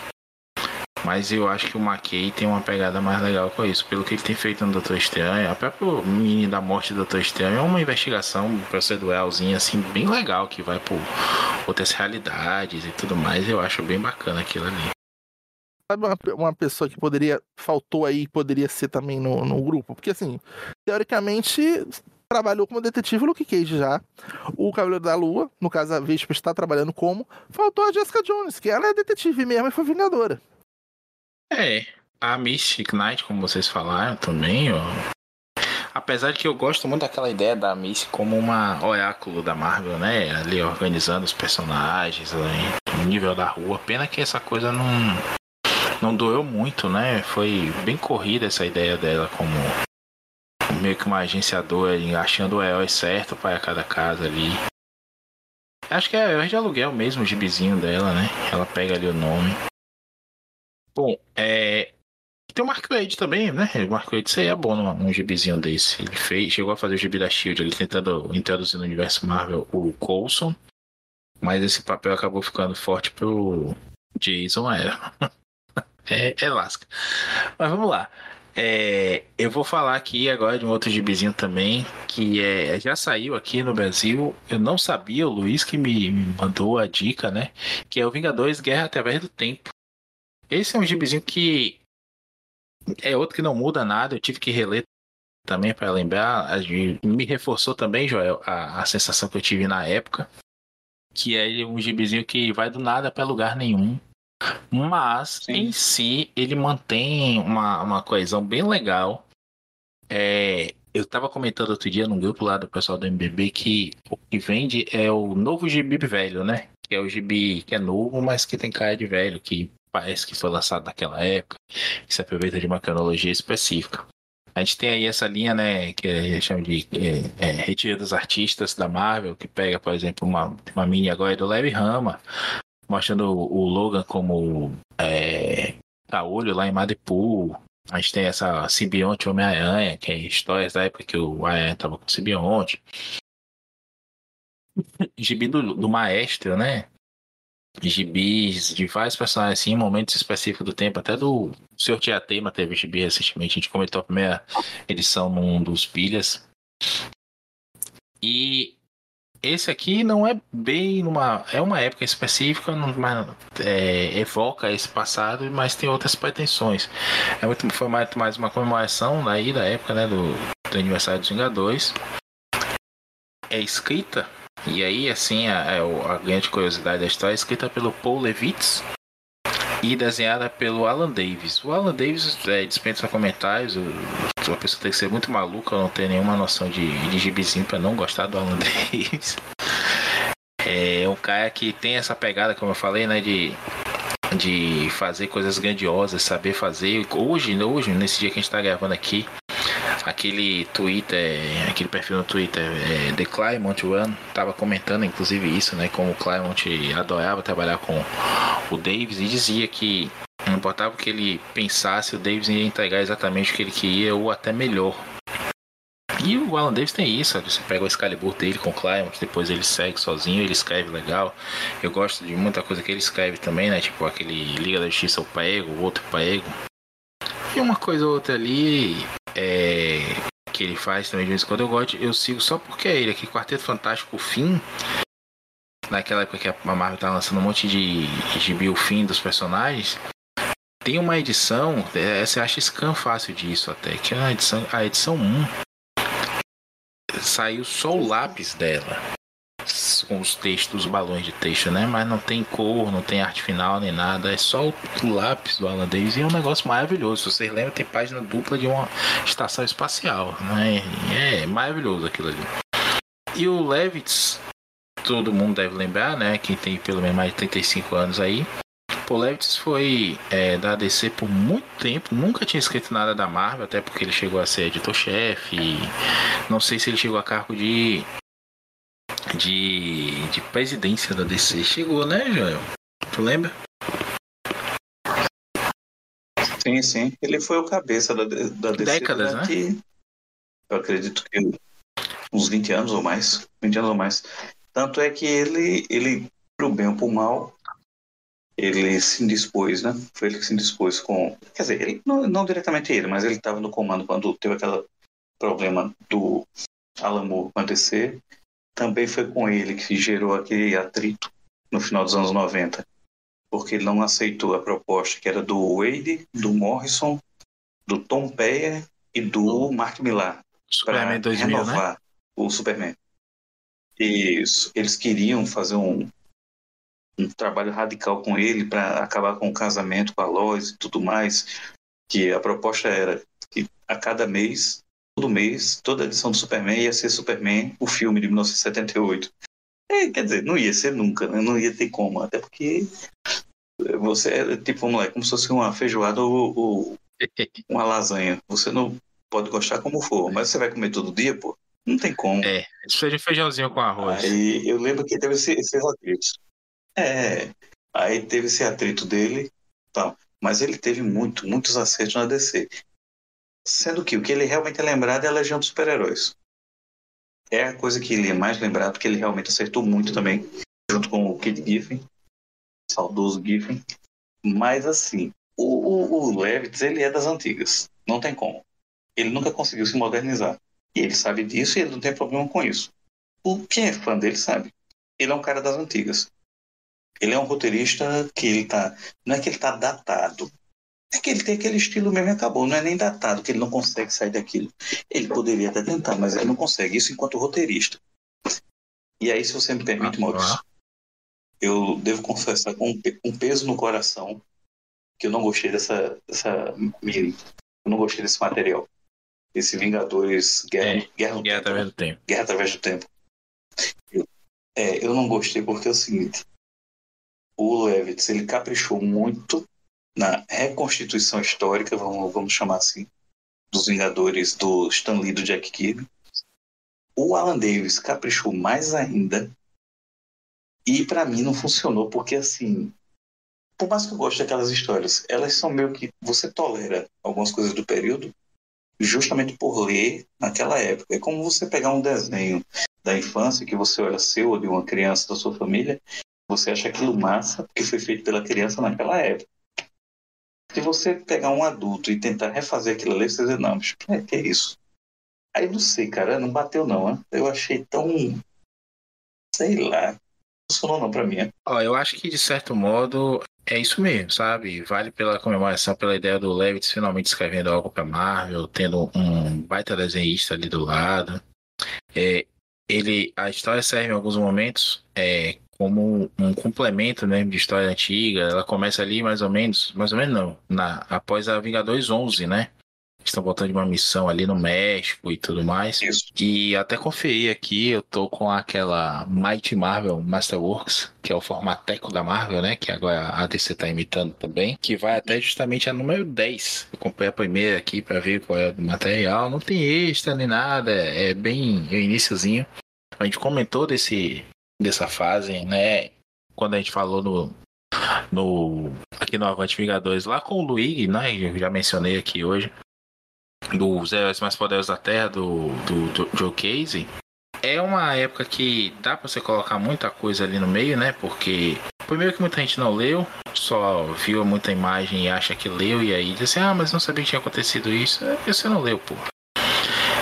E, ao mesmo tempo, são histórias que são tão de passagem assim, né? Parece que o Stan Lee tá narrando, vou contar 4 horas da vida desse cara aqui, de um dia dele, e mês que vem eu volto pra contar mais 4 horas da vida, e não tem muita ligação. Então, quando você pega um dos escritores que fazem essas ligações, funciona. Não contradiz, não desdiz, você entende que aquilo pode ter acontecido mesmo ali, sabe?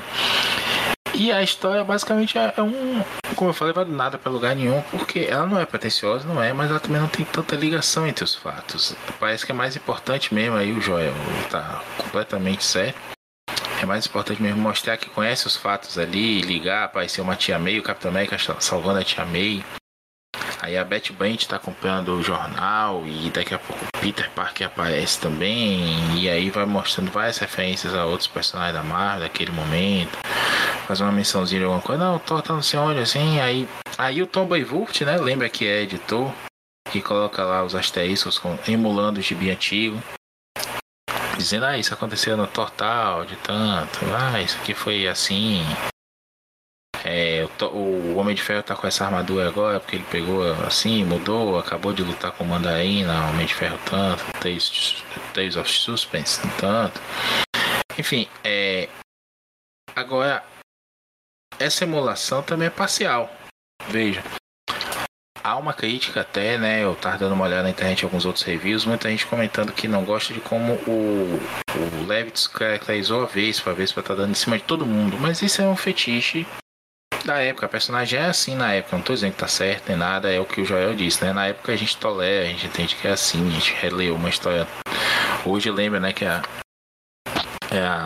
o Stan Lee escrevendo pra um monte de nerd babão que ia sonhar ter uma menina bonita, inteligente, toda dada assim, né, querendo se assanhar pra ele. Então essa Vespa faz isso, a Vespa fica dando indietazinha pro Capitão, pro Thor, pro Homem de Ferro. Bem fútilzinha, bem. Quero transar, sabe? E vai embora. É o fetiche mesmo de moleque. A gente já foi moleque também, já pensou isso, olha pra mim, pô, será que ela transar comigo agora e depois ir embora, sabe? Enfim. Cabeça de homem, cabeça de tempo também, de momento, tudo isso. O que é engraçado, e eu vou dizer a você, engraçado, é incoerente assim, essas críticas, porque se você for olhar, essa mesma galera, pega lá nos Estados Unidos, pega o Quarteto Fantástico original, do Stan Lee, do Jack Kirby também, eles descem a madeira dizendo que o Reed Richards é um machista misógino e que a Susan, ela é meio que, nesses primeiros anos, como se fosse uma Amélia da vida. Então, que o Stan Lee seria um misógino também por isso. Só que o Stan Lee pegou e botou uma personagem nos Vingadores que é o oposto da Susan, que é ultra liberada. Ela não tem problema com o emocional dela, com a sexualidade dela. Ela não tem problema nenhum. Ela dá em cima dos caras, ela fica provocando o namorado. Ela é totalmente assim... O termo que eu poderia usar hoje em dia, sem parecer muito ofensivo, mas ela é liberada. Ela é descomplicada. Então, no final das contas é o seguinte, quando se escreve personagem feminino ou personagem das chamadas, entre aspas, minorias, assim, você sempre vai ter essa coisa. Se botar a personagem, digamos, essa personagem vai ter que se vestir de uma forma que não mostre muito o corpo. Você está querendo tolher a feminilidade. Aí bota a personagem com a roupa um pouco mais sensual. Você está objetificando a personagem feminina. Então, realmente assim, é uma linha bem fininha e o roteirista fica tentando se equilibrar sobre ela. Foi a questão também da visão, né, do escritor. Essas críticas, essas reflexões existem hoje. Você pega como um Roy Thomas, um cara daquela época que escrevia uma Gwen Stacy, por exemplo, é o protótipo do nerd mesmo, que é uma menina muito bonita, toda afim dele e tudo mais. Como é que o Peter Parker tinha tanta sorte com a mulher se ele era tão perdedorzão, né? É o ideal do que o leitor queria. O leitor se via no Peter, então ele se realizava também no Peter. Se o Peter também só apanhasse das meninas, ninguém quisesse ele, isso não ia até aí tanto a atenção. Não, é muito menos sociológico isso aí, em certos aspectos, e mais sociológico em outros do que as pessoas querem enxergar.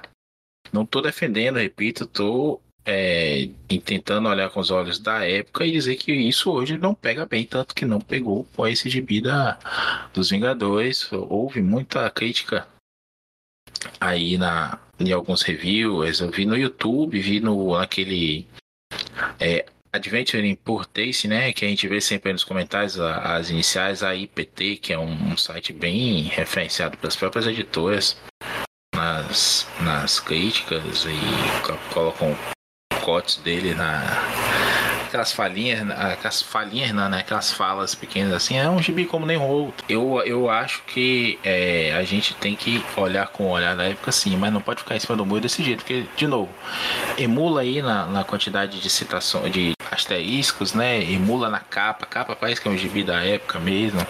A gente tem Não, isso aí é justamente, eles capricharam muito nisso, eles fizeram realmente... Mas aí vê, quase facsímile, mas olha a colorização. A colorização é moderna da Rachel Rosenberg, que eu não sou muito fã. E é uma colorização atual, e aí te tira dessa coisa, né? Faça um negócio chapado mesmo, faça um negócio como, sei lá, uma colorização do David Aja, ou David Aja, né? Como preferir. Como alguns outros escritores, até o Cain lá fez os defensores do próprio Ewing, como é o nome dele? O da história do universo Marvel recente, que é muito bom também. Sim, é o Martin. Não é o Martin, não. É o não sei que Rodrigues. Todo mundo tá ouvindo, sabe o nome, menos a gente tá agora que a gente tá gravando, né? Perdão pelo vacilo. E sob pena de ser cancelado aí, eu não vejo problema nessa retratação para simular uma época. E sou partidário dessa filosofia de dizer assim, não é porque você tá mostrando, você tá fazendo apologia. Não precisa tudo vir com um asterisco ou com um alerta de gatilho para dizer que aquilo ali tá errado. Você tem capacidade de olhar, entender e de entender que aquela não é a visão do escritor. Não é porque o escritor... O maior exemplo disso está completando 50 anos indo para 50 anos de sucesso nesse meio que a gente tem. É o Logan, o Wolverine. Ninguém tá fazendo apologia para o cara pegar garras, botar ferro nas mãos e sair espetando o povo. A gente cresceu lendo Wolverine. A gente sabe que ele faz aquilo ali. Não é uma... esse é um exemplo a ser seguido. Não é. E ninguém tá... A gente... Se você for ler direitinho, quem lê há um certo tempo, talvez até quem começou a ler recentemente, mas que tem uma cabeça minimamente sadia, saudável, ele tá lendo uma história onde você vai ter um Coringa, que é o psicopata morto da DC. Você vai ter personagens como o próprio Logan que eu falei. Você tem o Justiceiro, pô. A gente lê o Justiceiro, a gente não... Eu, pelo menos, nunca senti vontade de vou pegar uma arma, sair por aí caçando bandido e matar. Você tá lendo personagens que contam histórias e que eles são diversos. Então, é realmente assim, é porque tem uma galera que ainda não talvez, não sabe separar as coisas. E, assim, meio que reage muito passional. Talvez seja isso. Mas eu vou até mais a fundo. É uma discussão que eu comecei até tendo com os meninos lá do podcast dos escapistas, que como em relação ao Wolverine, né, que tá bem apagado nessa série nova. Acho que vocês dois não assistiram ainda não, né? X-Men 97. Assistiu, Luiz? Assisti completo. Então todo mundo tá reclamando. Todo mundo não, né? Uma galera reclamando que o Wolverine tá apagado. O próprio Ig fez esse comentário no Twitter, tem uma gente, ninguém aguenta mais o Wolverine, não sei o quê. E veja, ele comentar que o Wolverine tá apagado não quer dizer que o desenho é ruim porque não tem tanto Wolverine quanto ele gostaria, ele esperava que tivesse. Aí ele tá falando uma questão de expectativa. Mas aí eu vou no ponto que sinceramente, senti falta nenhuma. Senti falta nenhuma. Pois eu acho que, assim... Podia ter sido mais parecido? Podia, mas também não fez essa falta toda, não. O que eu queria comentar é o seguinte, há uma rejeição hoje de uma parte desses fãs mais novos ao Wolverine. Primeiro porque muita gente mais antiga gosta, e aí tem essa coisa, vocês gostam de antes de Krakoa, aí não sei o que lá, mas não quero transformar isso numa discussão de X-Men, não. Eu queria chegar no ponto de... o Wolverine é a epítome do herói dos anos 70, 80, ali até ele se traduziu bem para os anos 90 e sobreviveu também bem nos anos 2000, mas é o herói machão, o herói que pega, mata e come, toda hora tá transando com uma diferente e é bad boy mesmo e tudo mais. E isso é uma coisa que é a mais aceita lá até quando o Wolverine foi criado, quando a gente ficou fã do personagem, a gente curte, por mais que ninguém aqui quis sair matando todo mundo, enchendo a cara e procurando implante de memória. Mas hoje é preciso essa justificação do herói, né? Dos valores e a coisa da... O personagem vem com um textão, né? Ele tem que dar uma lição de moral. O Logan não é esse personagem. Fizeram até muita coisa dele ser professor, dele ter... seguir ali com sonho do Xavier naquele momento pós-cisma e tudo mais, mas eu acho que há um público hoje que não curte o personagem. Talvez até ele tenha conseguido sobreviver nessa época recente aí por conta dos acenos bobos que foram feitos, bobos no sentido do incipientes mesmo, né? Ninguém queria tocar no assunto, nem dizer que sim, nem dizer que não, mas na questão lá do Taizal com a Jean e o Ciclope. Acontecia, mas ninguém podia falar nisso. Aí quando pergunta para o editor não tem nada disso não, sabe? Então, eu acho que esse foi um fator de sobrevivência dele, mas voltando aqui para o nosso gibizinho, antes que eu esqueça, até porque de fato não tem muita história, o Levitz vai fazer umas amarrações com várias histórias, com vários personagens antigos, vai ter um anão ali de Nidalva ali, do lado do Thor, que chega a controlar o Mjolnir. Vai ter um robô Hulk que pega o coração do Hulk do futuro. Esse Hulk teria morrido e ataca os Vingadores. Isso tem ligação porque no gibi anterior dos Vingadores, na época, houve um aranha robótico que atacou os Vingadores e a gente descobriu que também é um plano do Kang. Então, a grande sacada do gibizinho a narrativa é bacana, e aí, Joel, eu não acho que ele seja datado, não. Eu acho que ele segue bem, inclusive hoje, relendo muito gibi antigo, eu tô gostando mais, vendo com melhores olhos do que eu lembrava, porque envelheceu bem, sabe?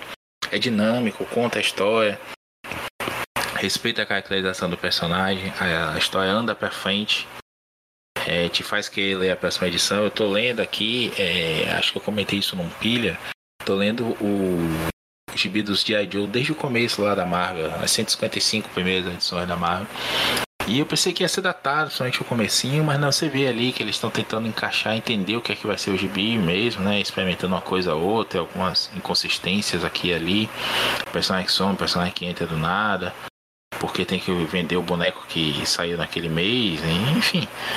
Mas a história em si te prende, a forma como ela é contada te prende, não tem texto demais. E eu acho que é a mesma coisa aqui que o Levitz faz. É gostoso de ler esse gibizinho. É gostoso mesmo, assim, de... Se eu tivesse lido, eu esperei sair tudo pra ler de vez. Mas se eu tivesse lido mensalmente, assim, comprando um mix e tudo mais, eu ia dizer assim, porra, eu vou voltar mês que vem só pra comprar por conta desse gibizinho aqui. Eu acho que é subestimado aí nesse aspecto. Concordo que não é essa Coca-Cola toda, né? Vou dar um 6 também, porque eu esperava mais. E agora, uma coisa de se pensar também, a gente sabe que não vai dar em nada esse gibizinho, né? A gente sabe que isso não vai mudar nada, que não vai ser não vai ter uma revelação bombástica, não vai caminhar a história, porque esse gibizinho precisa ser contido ali, não pode contradizer aquelas outras coisas, sob pena de você dizer assim, que bobagem, te tirar da história, né, na verdade, porque assim, você quer ler isso sabendo que aquilo se passou lá naquela época, pelo menos o leitor mais antigo. Eu gostei, fiquei meio triste porque não tem um grande plot por trás, não tem uma história assim que te prenda de verdade, mas como um exercício narrativo e de ver o Levitz pela primeira vez escrevendo Marvel, e já velhinho, né, já aposentado praticamente, aposentado em atividade, e fazendo um gibi com tantas caracterizações legais mesmo do personagem, como se ele tivesse escrito há muito tempo, por muito tempo. Eu achei legal demais. E repito, o Alan Davis é um monstro mesmo. Luiz, algum comentário desse gibizinho? Vai ler depois do que eu falei? Então, só pelo fato de você falar que é do Paul Levitz, talvez eu não leia. Pô, é sério? Deteste. Eu não queria ser cancelado pelos amigos aí do Santiago, mas aquela Saga das Trevas Eternas foi uma das coisas, no geral, hein, incluindo até pichação de banheiro, piores coisas que eu já li na minha vida. E Joel, seu direito de resposta. Se nós estivéssemos agora em um grupo do WhatsApp, eu ia mandar a figurinha da Dona Florinda olhando pra TV e dizendo, eu te perdoo. Magnânimo. É porque assim, eu entendo o que o Luiz está dizendo, porque é o seguinte, realmente, cara, talvez seja aquela questão, aquele termo que usam de gosto adquirido, né? O Levitz, ele é das antigas, mas na época ele tinha um diferencialzinho, ele conseguia fazer um material acima da média do que era feito nos anos 70, né, e aí 80.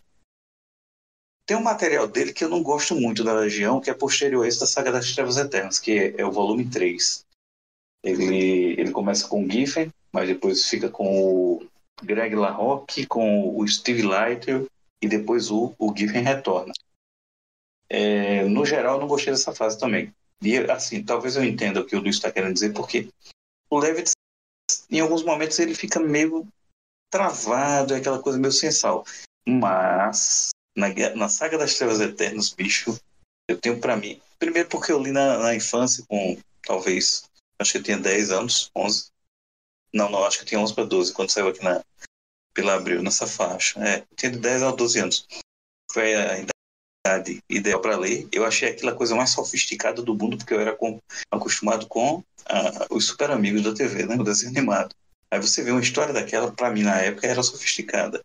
Hoje, lendo, eu sei que ela não é tanto. Mas ainda assim eu consigo gostar dela hoje da mesma forma que eu gostava na época. Eu acho ela, a condução, a maneira como vai... Pronto, deixa eu te dar um paralelo. Você já leu, Luiz, dos Vingadores? A saga de Korvac? Claro. Leu? Aí. Pronto. Para mim, a saga das Trevas Eternas ela é quase idêntica, assim, a batida dela, o ritmo, assim, a cadência dela é quase igual à saga de Korvac, em que a equipe vai esbarrando pelo caminho até o momento da grande revelação, e aí tem um combate gigantesco e tal. A coisa épica, só que da Legião eu consigo achar ela mais épica ainda, pela escala, né? Então, mas cósmica, espacial. O meu problema foi o seguinte, aquilo ali não é a edição 1, aquilo ali já é um terceiro arco, acho que da mensal. Começa já indo, tem um personagem que se apaixona por outro, tem um que tá doente, que não explica nada e vai indo, eu não sei os poderes, eu não sei o nome de personagem. E ela em si, era tipo assim, foda-se, eu vou continuar aqui a história do caminho que tá. Por exemplo, se a gente não conhecesse pelo mainstream, se eu fosse ler um meio de fase qualquer dos Vingadores, dos X-Men do Claremont, eu ia achar ruim também, porque eu não ia saber quem é Noturno, qual o poder dele, entendeu? Aí, assim, eu não entendi nada. Eu sei que o problema tá na forma como eu li, que eu também não conhecia, porque assim, teve eu chamo de ranking, né, como todo nerd. O CBR fez uma lista ali dos 100 grandes quadrinhos todos. Eu já li quase tudo aquilo, eu devo ter lido 90, 95 daquelas 100. A única que eu não gostei foi essa. Todas as outras eu achei excelente, quer dizer, o problema não tá na HQ, tá em mim, de não ter batido de frente numa coisa desconhecida, entendeu? Mas assim... isso conta também, É praticamente uma coisa criptografada pra mim que tava, entendeu? É tipo quando eu li o nome da Rosa ali, da forma como o Humberto Eco escreveu o troço. Deixa eu te falar uma coisa, viu? Luiz. Tu começou a ler quadrinhos em que ano, mais ou menos? 94, 92. Tá.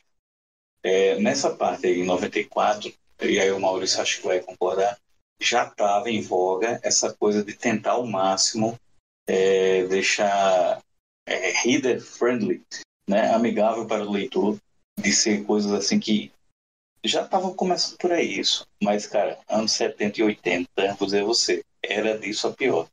A gente pegava, principalmente no Brasil pior ainda, você pegava uma edição, vamos dizer, num sebo, ou menos fosse uma banca, né, de quadrinhos recém-lançados, novos, você pegava, era pela metade mesmo. Você pegava uma coisa que já estava o trem correndo, você tentava se segurar no trem, tentava aproveitar, aí depois, lá na frente, você começava a buscar, né, retroativamente.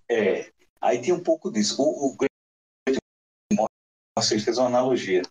Eles querem como se o leitor nos anos 70 e 80, é como se você fizesse um buraco no tecido do espaço-tempo, do cosmos, você colocasse a cabeça naquele buraco e visse outro universo.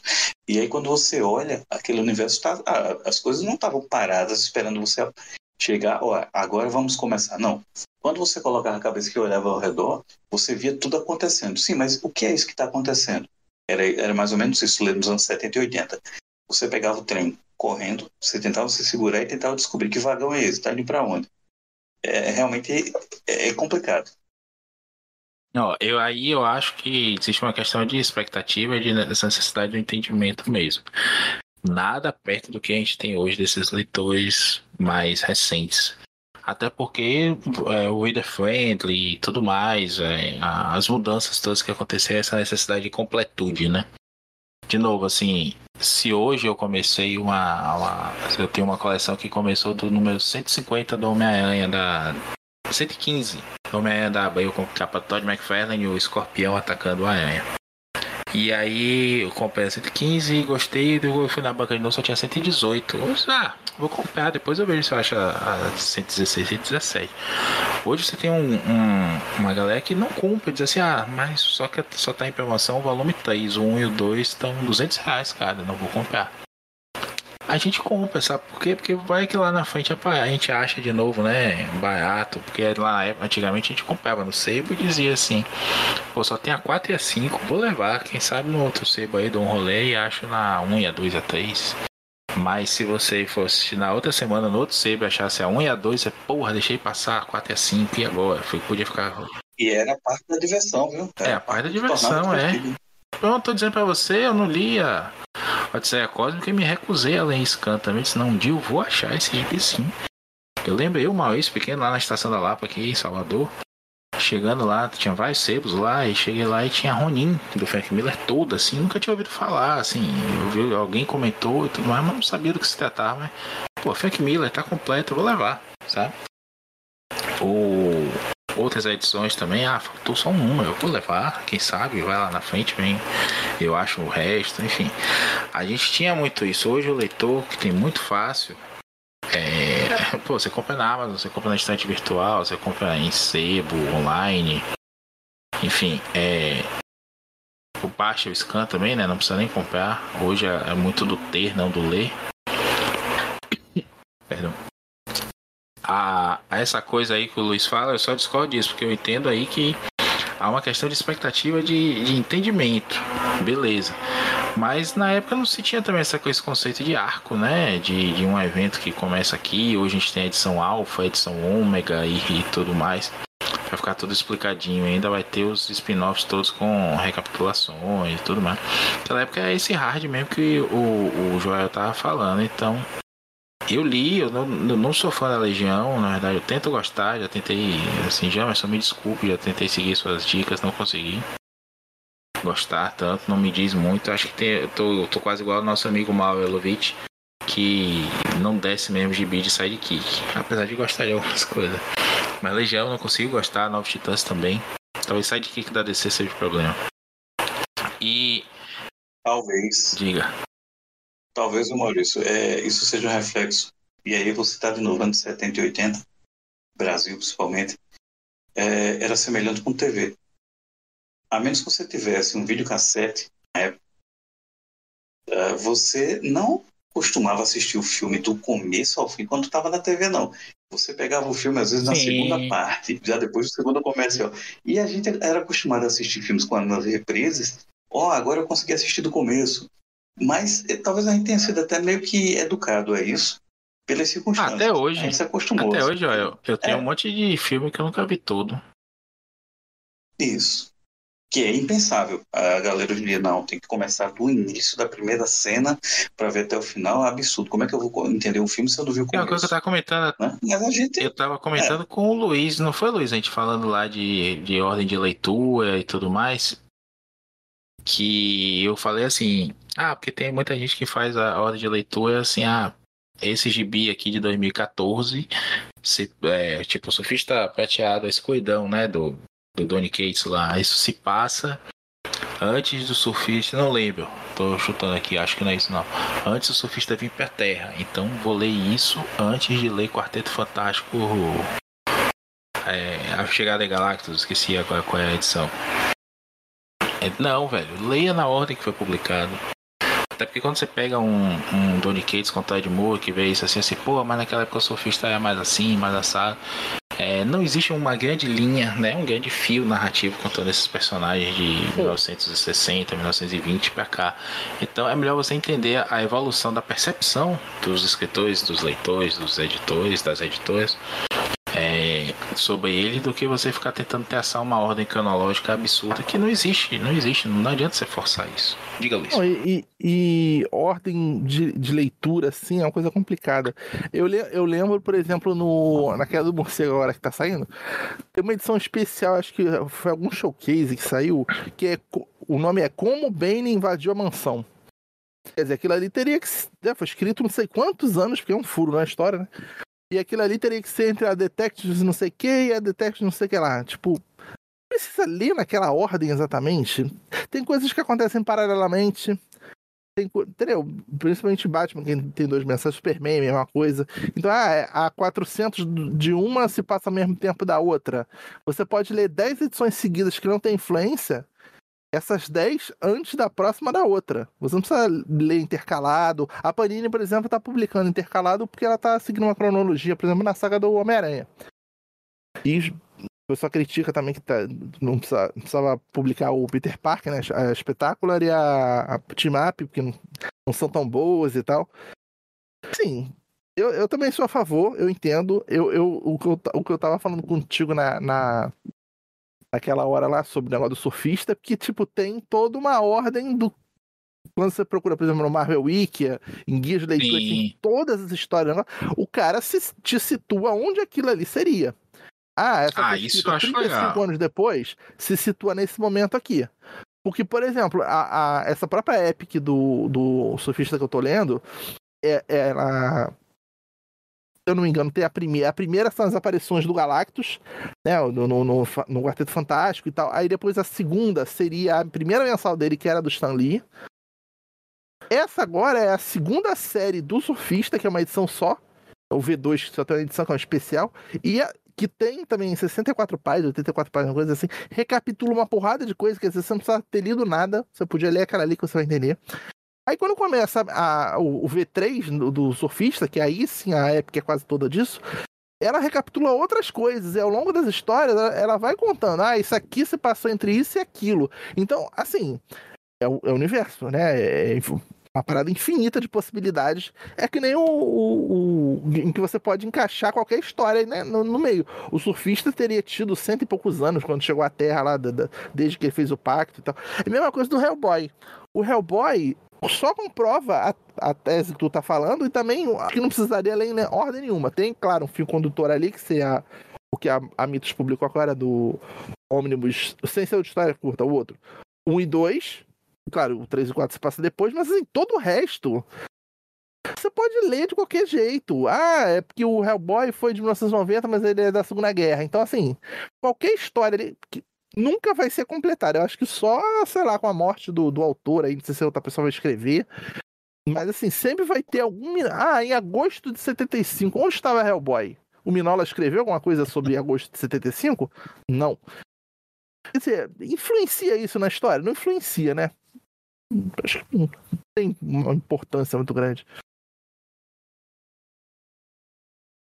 Então, caros ouvintes, esperamos que vocês tenham gostado desse novo formato. Não sabemos se vai vingar. Musiquinha aí de...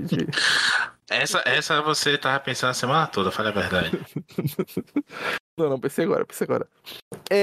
Desse novo formato, comentando essas minisséries, enquanto eu não tomo coragem para ler a saga ali a mensal do Jason Aaron. Também gostaria que vocês que estão ouvindo fizessem sugestões aí nas nossas redes sociais, onde é publicado esse podcast, de alguns assuntos e tal, mas provavelmente o próximo vai ser finalmente sobre a saga 5 e 6, que é sobre cerco, né? A invasão, a mansão, a pretensa maior história, também concordo com isso, maior arco da história dos Vingadores, mais bem escrito. Finalmente nós chegamos assim encadernado, depois de anos, né? No caso, foi publicado na Salvate da Vespa, mas era uma coisa assim que nem todo mundo comprou na época, nem todo mundo fazia essa. E assim, merece ser publicado numa edição seguidinha, né? Vamos ver até que caminhos vai, né? Que já foi colocado em pré-venda o volume 7 aí, então até o momento, pelo menos a fase do Stern vai ser completa, né? Então é isso. Até a próxima.